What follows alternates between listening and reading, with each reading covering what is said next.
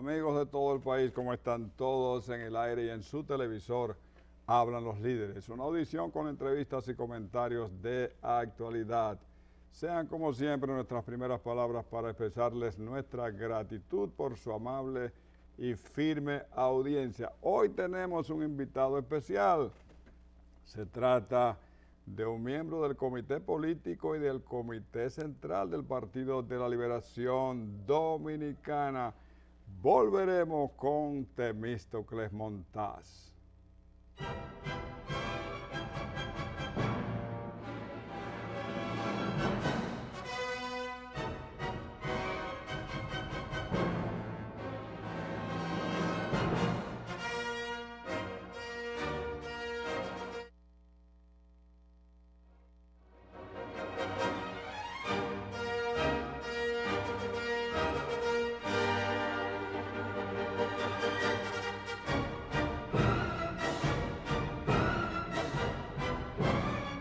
Bueno, estamos de vuelta con Temístocles Montaz. Bienvenido, doctor. Encantado, Aurelio, estar contigo en el programa. Bueno, que es un honor, es un honor. Temístocles, pues lo primero es lo primero. Digamos que vamos a evaluar el discurso del presidente de la República en la Magna Asamblea el 27 de febrero, rindiendo cuenta al país como lo manda la Constitución, una evaluación de su año y 6 meses, pero aunque fue la Constitución manda este año, pero él evaluó todo su gobierno. ¿Qué le pareció ese discurso? Fue un excelente discurso el del presidente Medina, no solo porque abordó de una manera muy franca todas las facetas del gobierno en términos de realizaciones durante el año 2013, sino porque el discurso en gran medida muestra la coherencia del presidente Medina con lo que han sido sus planteamientos históricos. O sea, todo el mundo sabe que el presidente Medina ha estado muy comprometido con las ideas sociales, las políticas sociales, de resolver los problemas de la pobreza, enfrentar los problemas de la desigualdad. Y lo que uno observa en el discurso es la reiteración de ese compromiso.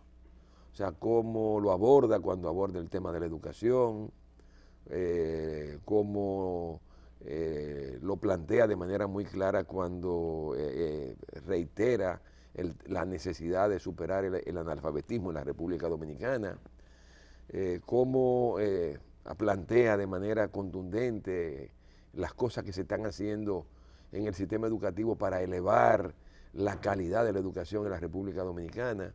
O sea, cómo abordó el tema de la salud, o sea, las diferentes facetas de la política social que se está poniendo en marcha. Yo creo que retrata de cuerpo entero a un presidente Medina comprometido con tratar de hacer de la República Dominicana, como él muy bien lo decía, un país de todos. O sea, donde predomine la inclusión social. Yo creo que va en una dirección correcta y te reitero, muestra su coherencia con lo que han sido sus planteamientos históricos. Correcto, siempre la oposición encuentra laguna. Fue un discurso de más de 2 horas, sin embargo siempre se quedan temas. La tendencia, como usted decía, es a llenar ese vacío que tiene el país, esa deuda social que tiene de desarrollo humano, un gobierno que esas son sus directrices, los ejes, ¿no? Incluso eso va a contribuir a incrementar su popularidad, que dicen algunas personas como los empresarios, que debe aprovechar esa popularidad para hacer cosas que nunca se hicieron y que como ese del pacto fiscal, que debe aprovecharse, oye, el empresariado llamando al presidente de la República que aproveche su popularidad para que hagamos un pacto fiscal. ¿Usted cree que eso puede esperar? Sí, yo creo que sí. Él anunció en su discurso lo del pacto eléctrico, que también es un tema pendiente, porque no se puede perder de vista que el presidente Medina está actuando en función de la Estrategia Nacional de Desarrollo. Y la Estrategia Nacional de Desarrollo establece como un mandato el establecimiento de 3 pactos: el pacto por la educación, el pacto por la electricidad y el pacto por los recursos. Ya el pacto por la educación, como él muy bien explicó, está en su fase terminal. Yo me imagino que en la próxima semana se va a anunciar al país ya la culminación de ese pacto, donde todos los sectores de la vida nacional han discutido los temas fundamentales de la educación y se ha llegado ya a acuerdos fundamentales. Entonces yo creo que ahora, durante este año, como él muy bien lo explicó, vamos a tener que trabajar en el pacto eléctrico, que también es una necesidad porque hay que resolver el problema de la electricidad ya de manera definitiva. Y él ha hecho un compromiso de enfrentar ese problema durante su gestión gubernamental. Entonces yo creo que hay que volver a involucrar a todo el mundo en la necesidad de que nos pongamos de acuerdo en las grandes líneas que debe orientar ese pacto por la electricidad. Yo creo que inmediatamente se resuelve el tema del pacto eléctrico, habrá que abordar también el pacto fiscal, que es el pacto por los recursos, porque lo que se señala de manera muy clara es que para desarrollar un país hay que disponer de recursos. O sea, los países no se desarrollan, yo he dicho siempre, por obra y gracia del Espíritu Santo.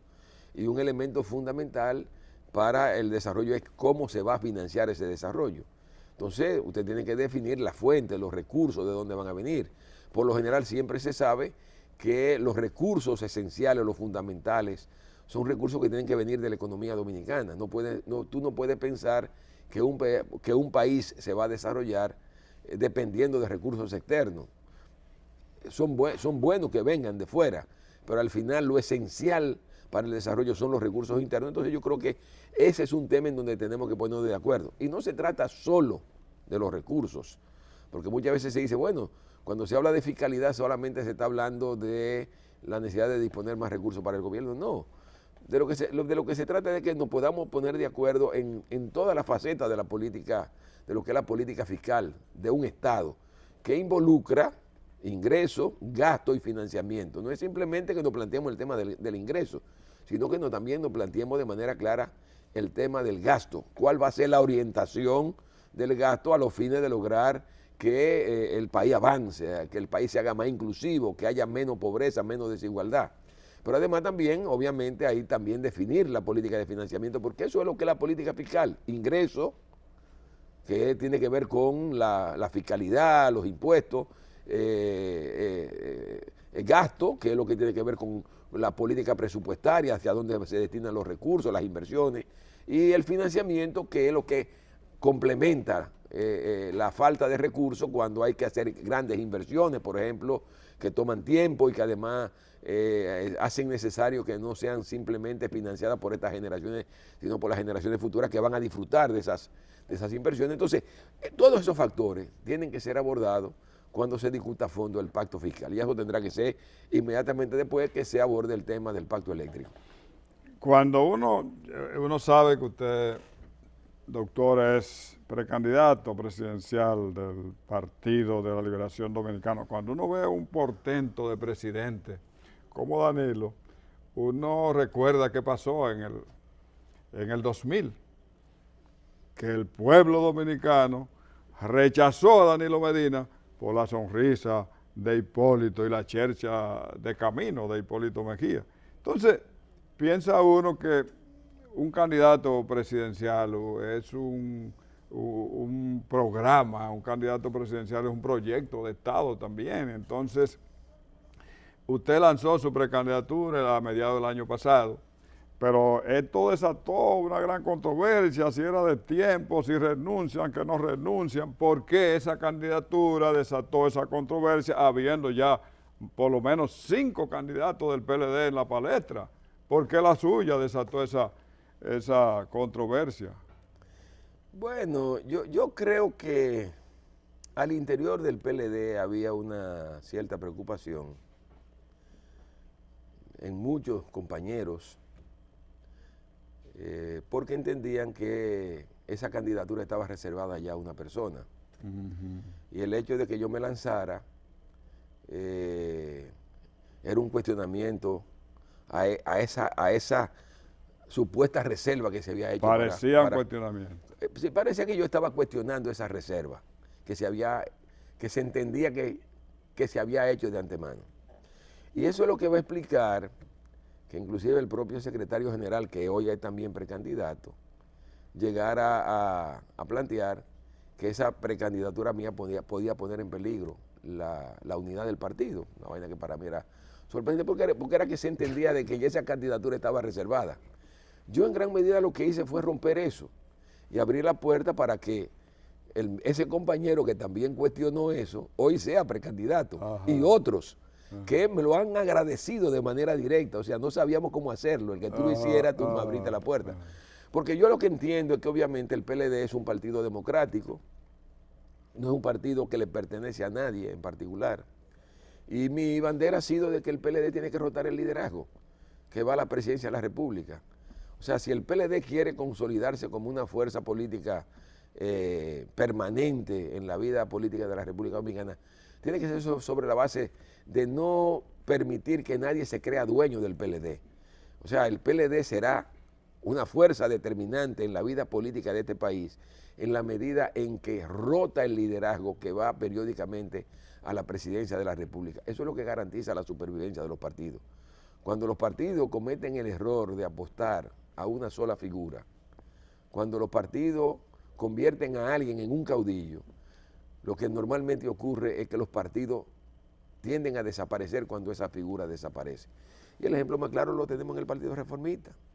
El Partido Reformista creyó, o la gente del Partido Reformista creyeron que solo era el doctor Balaguer el que podía ir a la candidatura presidencial.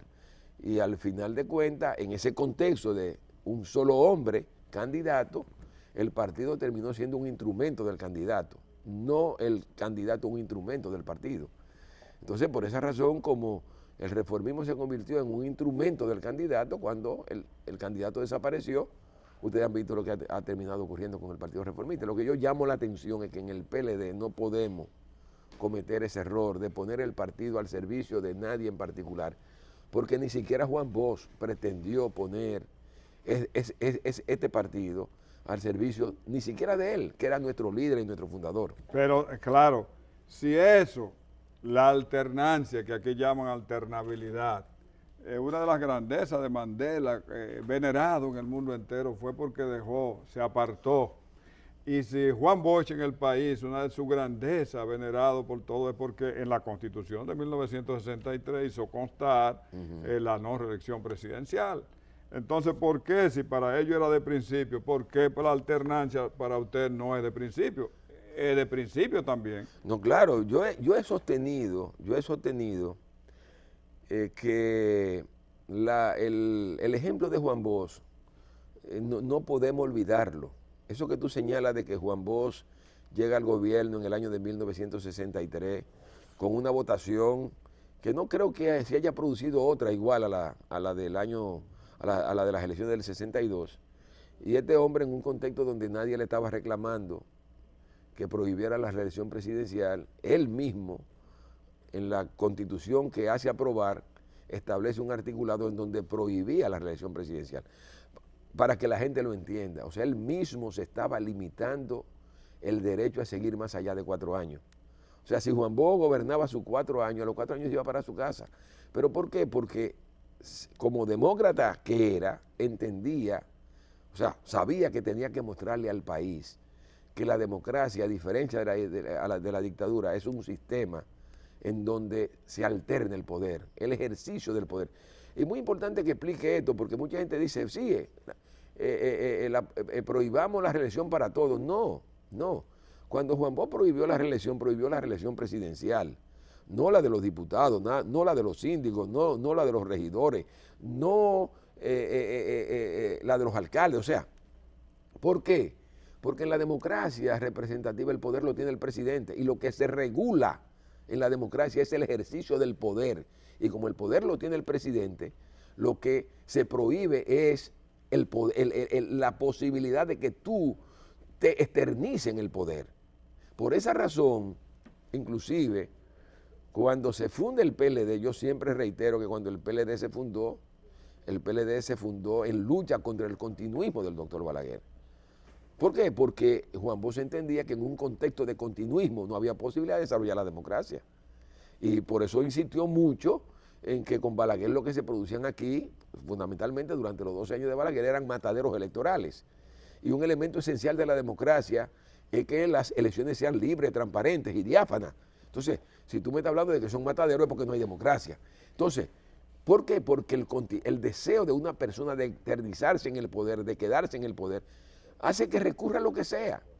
Y así no hay manera de desarrollar la democracia. Por esa razón, yo siempre he dicho, el PLD tiene que aprender de eso y no olvidar eso, que el continuismo es dañino para el desarrollo democrático. Y está comprobado que el continuismo en el poder es lo que viabiliza el populismo. El populismo no existiera si no hubiera continuismo. Y todo el mundo sabe que el populismo trae clientelismo y trae prebendalismo.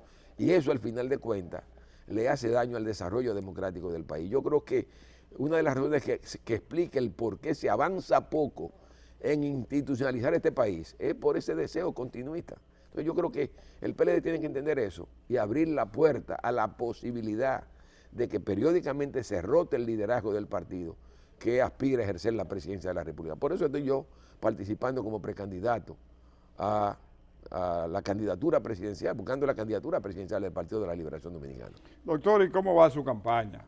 No, estamos trabajando, yo creo que ya hemos peinado el país. Yo prácticamente me he reunido con todas las estructuras del partido en todo el país. He visitado prácticamente casi todos los municipios del país. He conversado con las estructuras del partido en cada una de estas localidades. Y ya yo te puedo decir que tenemos una estructura nacional del proyecto, que está en proceso de arrancar en un trabajo ya más a fondo a los fines de apuntalar esta precandidatura. Mire, yo sé que usted fue uno de los consentidos del profesor Juan Bosch. Desde muy joven, él pudo captar sus capacidades, sus habilidades, su tendencia como estudioso, que primero fue ingeniero y después pasó a hacer un doctorado en la Universidad Complutense de Madrid. En la Politécnica de Madrid. En la Politécnica de Madrid. Sí. ¿Qué es su vida? O sea, usted ha sido siempre un estudioso. La pregunta que yo me hago, si usted estaría dispuesto en el futuro a participar en un debate entre los precandidatos presidenciales. ¿Usted cree que pues claro, cuando sea necesario, eso no te quepa la menor duda. O sea, estaremos en la disposición de... Que sería un buen antecedente para que se instituya en el país. No tengo ningún temor a discutir con cualquier compañero mis puntos de vista y la manera como yo entiendo que se debe manejar este país. Yo me siento con la capacidad suficiente como para debatir mi punto de vista con cualquier compañero. Correcto. Siempre se dijo que cuando hay una fuerza tan aplastante como la del PLD ahora que le da al partido, al gobierno, al presidente, le da casi un 90% de aprobación, al partido por encima de un 50%, de que al final se terminan convirtiéndose los propios compañeros en sus opositores, porque ya no hay... ¿Usted cree que eso se está dando en el partido ahora? No, yo creo que no. El PLD es un partido que obviamente se ha montado siempre sobre la base de la unidad. O sea, yo creo que todo el mundo está consciente de que la fortaleza del PLD está en su unidad. Y por tanto yo no veo ningún peligro de que la unidad del partido se ponga en riesgo.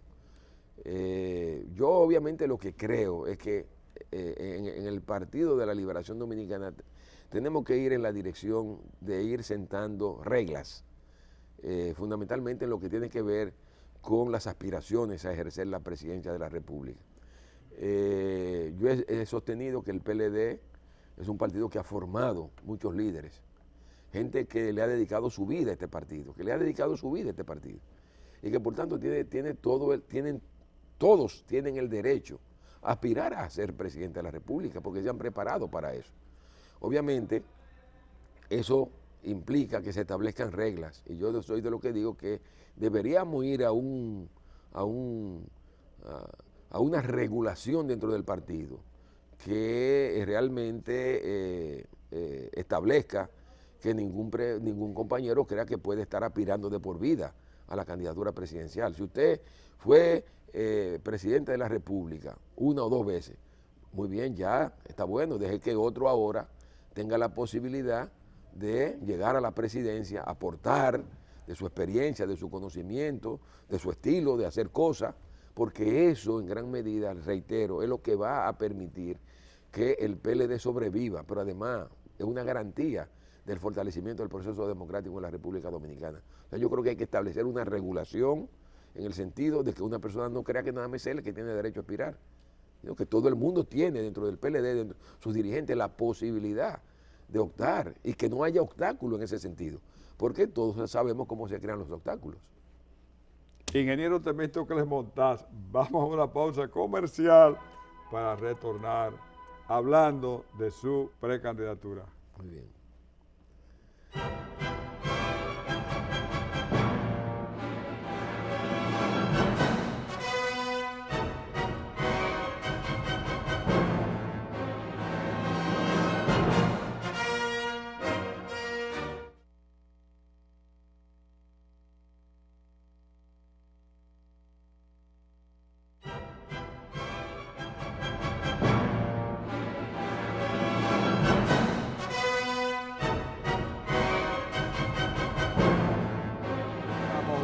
Amigos, con Temístocles Montaz.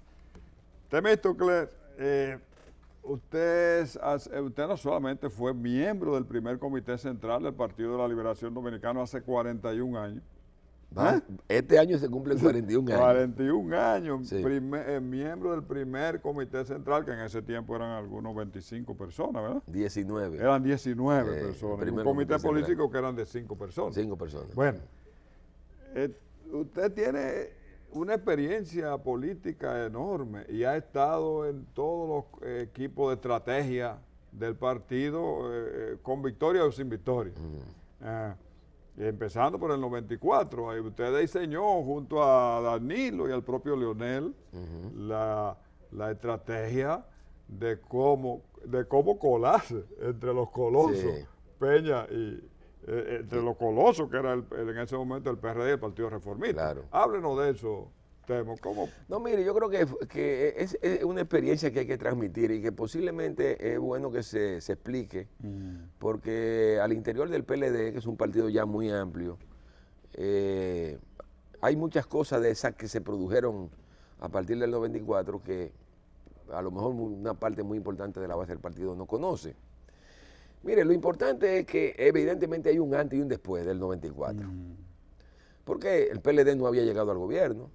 Y resulta que en el 94, por una serie de circunstancias, el partido quedó muy mal parado en las elecciones que se celebraron ese año.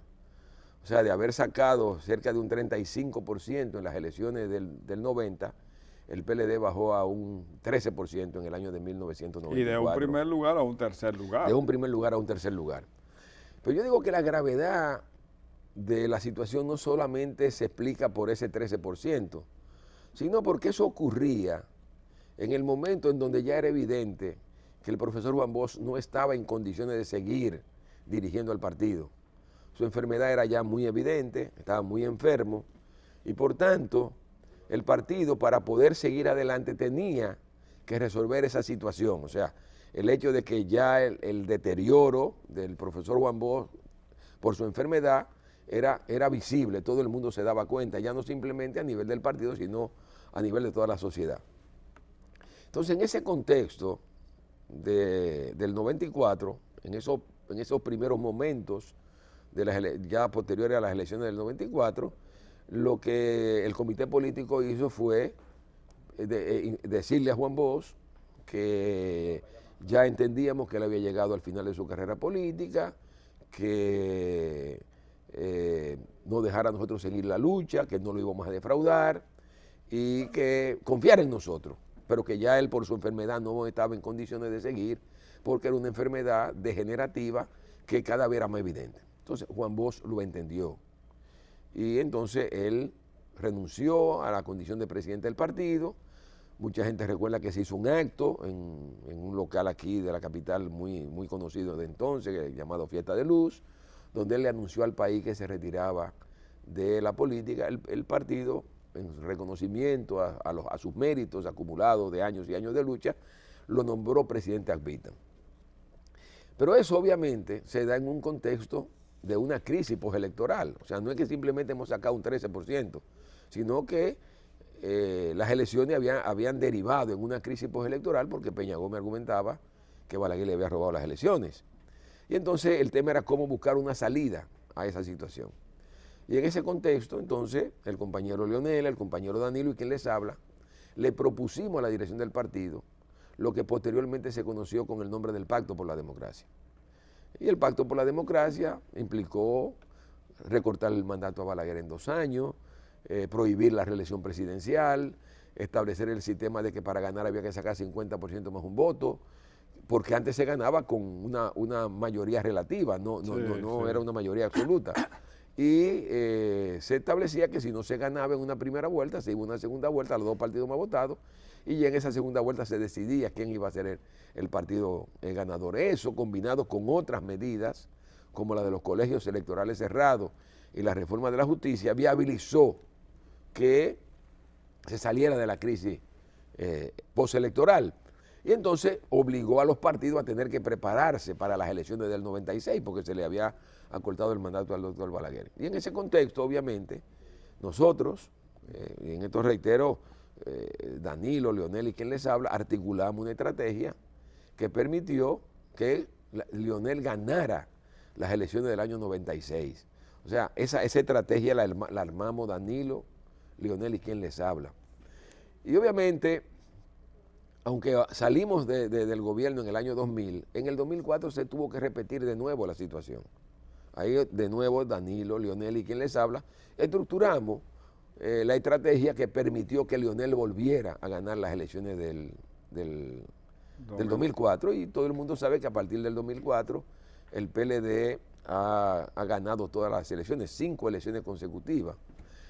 Yo he dicho que en ese proceso a mí me ha tocado la responsabilidad de coordinar los equipos de estrategia de las diferentes campañas electorales, pero además coordinar los equipos que han elaborado los programas de gobierno que indistintamente el PLD ha presentado en los diferentes procesos, con la excepción del programa de gobierno que presentó el compañero Danilo, donde yo ayudé, pero fue coordinado por el compañero Gustavo Montalvo. Entonces, lo que yo señalo, bueno, que a lo largo de este proceso, en donde hemos tenido una presencia muy activa, yo digo muchas veces detrás de la cortina, o sea, no nos hemos estado exhibiendo, pero hemos estado jugando un papel fundamental en hacer del PLD lo que es hoy el partido fundamental de la República Dominicana.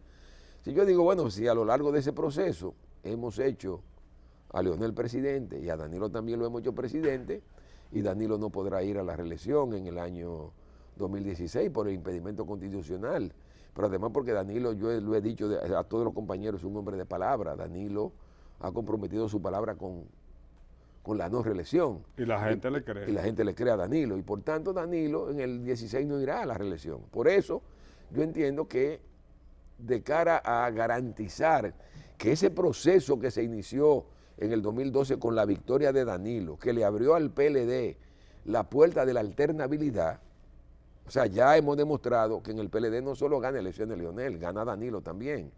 Por tanto, si gana Danilo, o sea, ya son 2, ya no es solamente 1. Si ganan 2 pueden ganar 3. Entonces, por tanto, yo entiendo que usted le presenta una opción al país. Yo presento una opción, pero además por una razón hasta por derecho y yo diría que por justicia. Si fuimos los 3 los que armamos este paquete y ya 2 han sido presidentes, pues el que falta soy yo. Entonces yo creo que por esa lógica se debería apostar a Temístocles Montá para la candidatura del Partido de la Liberación Dominicana en el 2016, porque me he dedicado a trabajar por este partido sin esperar nada a cambio. Lo he hecho, esto que estoy haciendo lo estoy haciendo porque entiendo por qué es lo que le conviene al PLD y lo que le conviene a la democracia dominicana. Si no lo entendiera así, no estuviera en esto. Yo creo que para lograr que el PLD siga siendo una verdadera fuerza democrática que se consolide en el tiempo, lo prudente es que en el 2016 nosotros seamos el candidato del Partido de la Liberación Dominicana. Por eso he sostenido que ser presidente de la República es una tarea de políticos y de políticos avesados, experimentados. Si usted tiene esa experiencia de tantas décadas trabajando, no tanto aparentemente detrás, pero también tiene la experiencia de Estado, o sea, la gente lo ve también como un gran técnico que en esos gobiernos del PLD ha mantenido el equilibrio macroeconómico del país, lo cual es un asunto esencial. Usted ha sido una pieza fundamental. Por eso, o sea, yo digo que cuando se habla de un presidente es un proyecto de Estado que tiene experiencia política y experiencia de acción administrativa.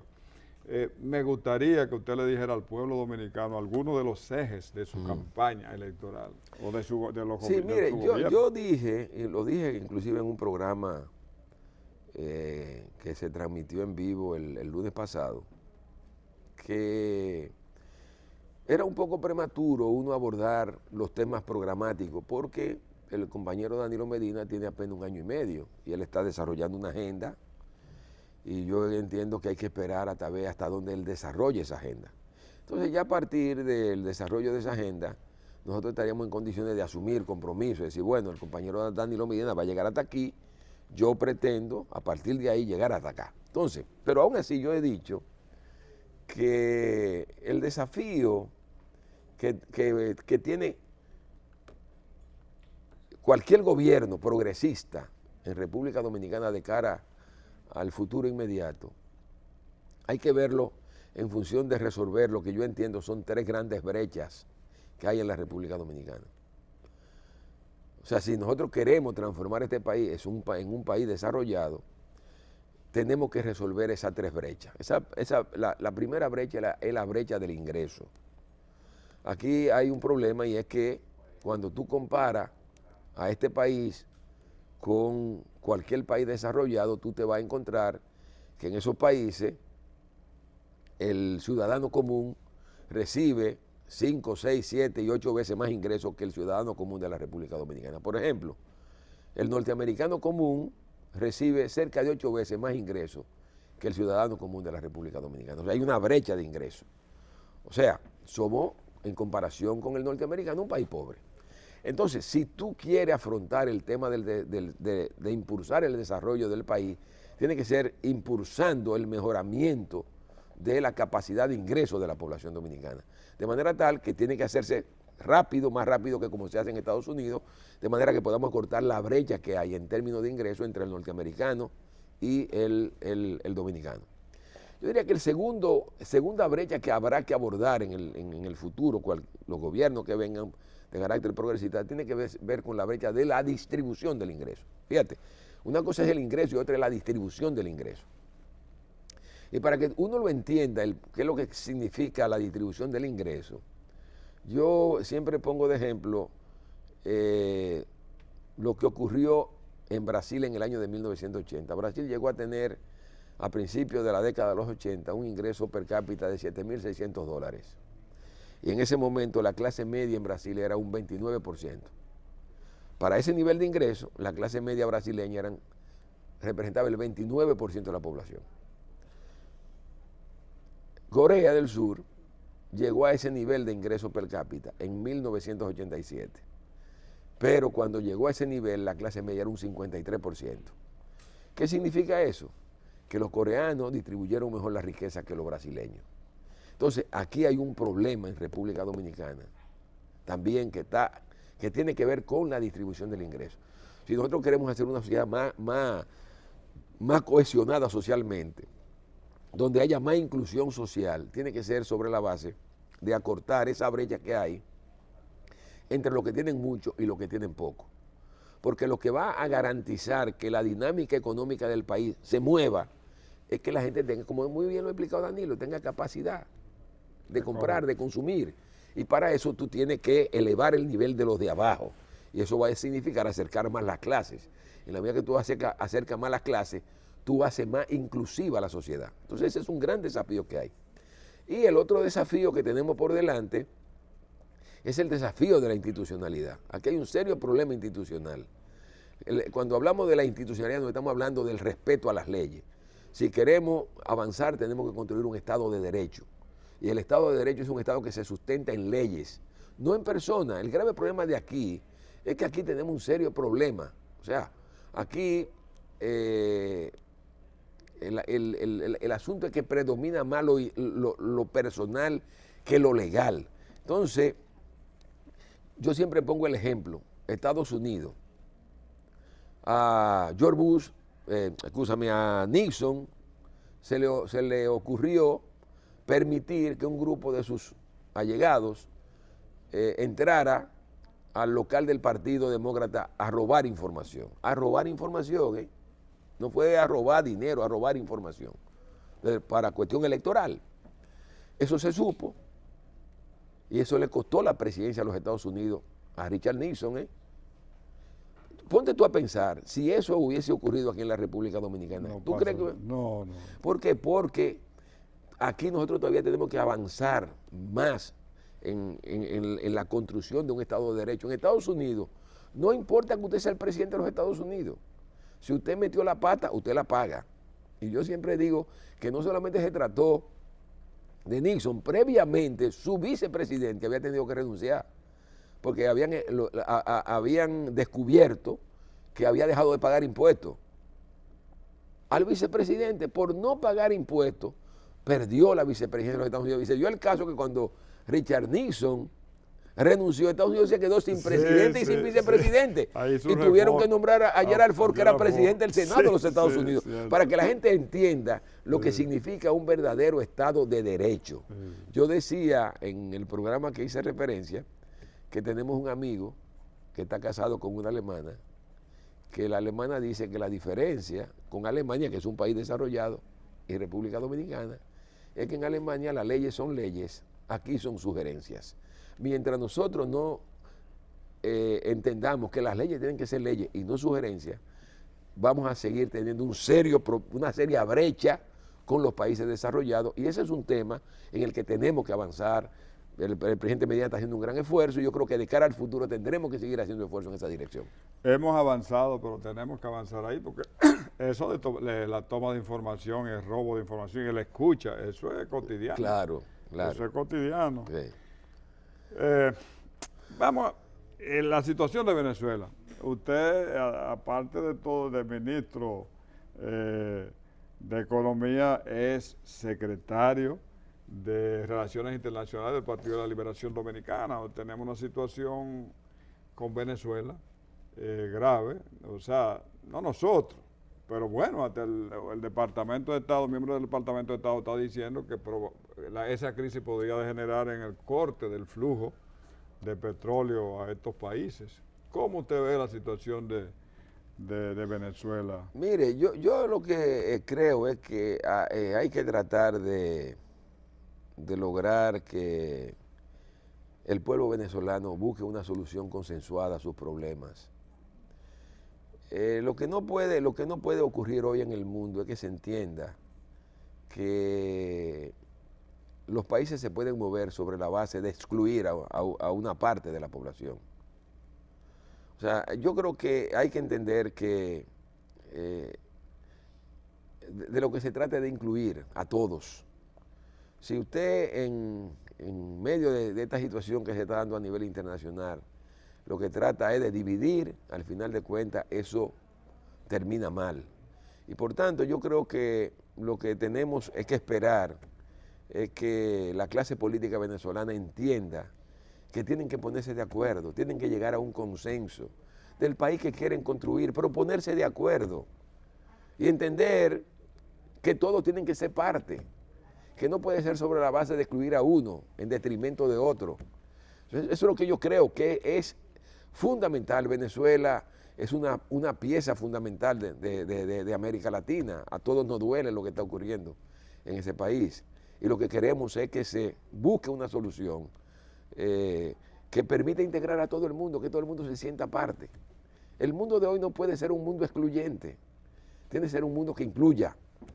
O sea, en la medida en que tú divides los países, en esa misma medida, tú lo que estás es prácticamente sentando las bases para el fracaso. La experiencia demuestra que si tú no llegas a consensos mínimos, los países no avanzan, tienen que avanzar. Yo siempre pongo el caso de República Dominicana. Nosotros por suerte hemos logrado superar eso, en el sentido de que hasta los años 90 aquí había un problema serio, de que los consensos no se daban, a menos que no se produjera una crisis. Yo siempre digo, aquí hasta los 90 tenía que aparecer una crisis para que nos pusiéramos de acuerdo. Después del 94 no. Después del 94 no. Después no transamos. Y ya de manera normal. Yo digo, la constitución vigente fue el resultado de un consenso sin que hubiera una crisis. La Estrategia Nacional de Desarrollo también fue el resultado de un consenso sin que mediara una crisis. ¿Por qué? Porque ya hemos entendido que tenemos que ponernos de acuerdo y que no puede ser sobre la base de excluir a uno en detrimento del otro. Los compañeros venezolanos, los amigos venezolanos tienen que aprender de eso. Doctor, y el TNT en química, usted es ingeniero químico, el TNT es un explosivo, se llama trinitotolueno. Sí, sí. Pero aquí hay otro TNT tomando nuestro territorio. Algunos dicen que es una provocación, otros que la soberanía está en peligro. ¿Qué cree usted? No, la soberanía dominicana no está en peligro. No está en peligro. Yo creo que las cosas que han ocurrido en los últimos meses, lo que han puesto de manifiesto es la necesidad de que el país entienda que un Estado, para ser Estado, tiene que controlar su territorio. Eso es lo primero, tiene que haber un control del territorio. Y por lo tanto, un control de la gente que está en su territorio. Y por eso yo he dicho que a pesar de los cuestionamientos que puedan haber a la sentencia del Tribunal Constitucional, yo creo que lo importante de esa sentencia es que ha puesto sobre el tapete la necesidad de que el país tenga una política migratoria, de que se regule la presencia de gente en la República Dominicana. Yo creo que eso es importante. O sea, obviamente, como muy bien ha dicho el presidente de la República, garantizando el respeto a los derechos humanos. Pero lo importante es que se entienda que si queremos que este sea un verdadero Estado, tiene que asegurarse del control de que tenemos que controlar nuestro territorio, de que tenemos que tener el control de los flujos migratorios, de que tenemos que saber quiénes están aquí.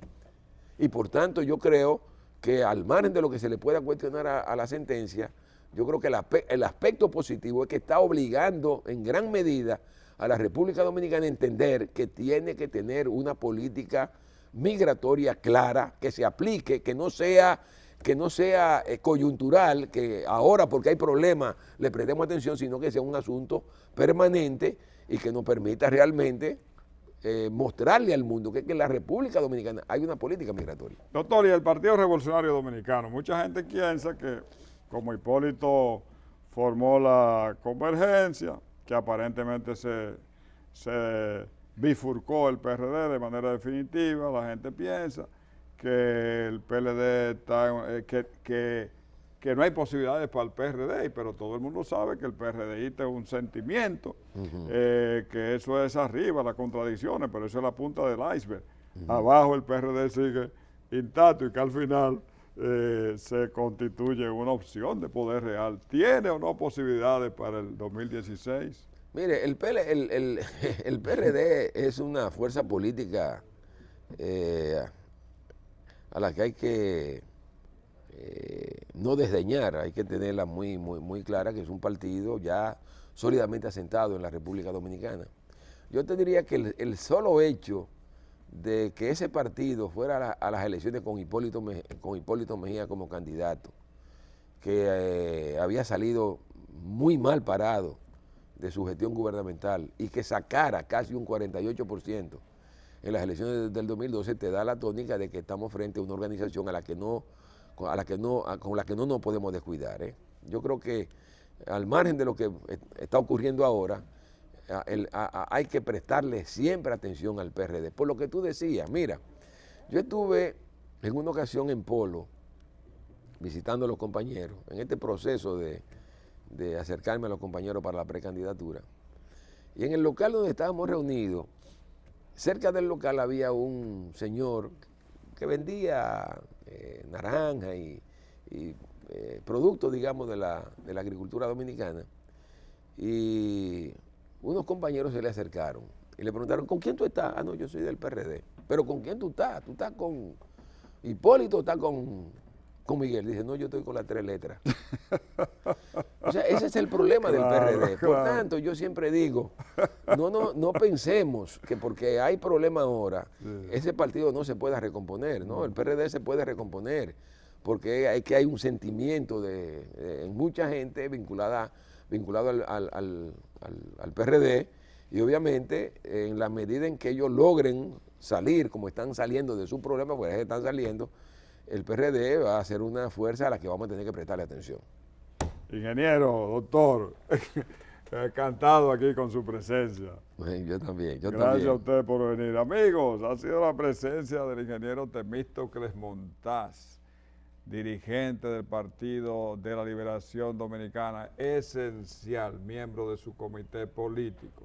A él gracias por estar y a ustedes por mantenerse siempre ahí con Hablan los Líderes. Hasta el próximo domingo.